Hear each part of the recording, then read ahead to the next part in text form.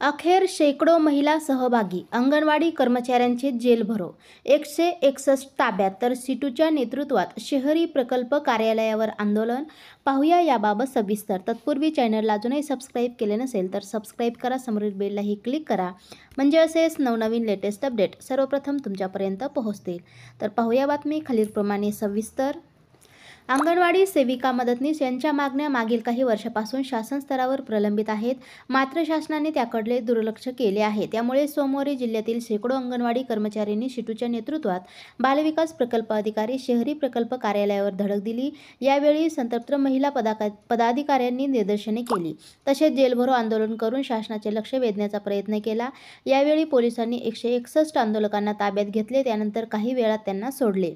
राज्यासह जिल्ह्यातील अंगणवाडी कर्मचाऱ्यांच्या विविध मागण्या तात्काळ पूर्ण करण्यासाठी संघटनेच्या माध्यमातून आंदोलने केली, मात्र शासनाने याकडे लक्ष दिले नाही असा आरोप कर्मचाऱ्यांनी केला आहे. आजवर अनेक आश्वासने दिली, परंतु वास्तवात आणली नाहीत. त्यामुळे राज्यातील सर्वच अंगणवाडी सेविका मदतनीस यांच्याकडून शासनाप्रती रोष दिसून येत आहे. महाराष्ट्र राज्य अंगणवाडी कर्मचारी संघटना संयुक्त कृती समितीच्या माध्यमातून आंदोलन करण्यात येत आहे. त्याचाच एक भाग म्हणून सीटूच्या नेतृत्वात सोमवारी शहरी प्रकल्प कार्यालयावर आंदोलन करण्यात आले.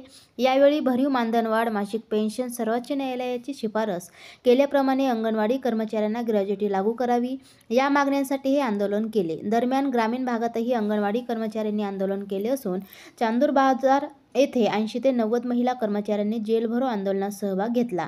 यावेळी जिल्हाध्यक्ष सुमेश सोनुले, सुभाष पांडे, सचिव पद्मा गजभिये, चंदा वानखेडे, आशा वैद्य, सुनीता भोते, सफिया खान, रेखा वानखेडे, मालती मोहोड, उज्ज्वला लाड, सुरेखा बुटले, रेहाना यास्मीन, लता मावदे, मीना कापसे, मनोरमा राऊत, ललिता वास्तनिक, फरीदा यास्मीन आदी कर्मचारी सहभागी झाले होते.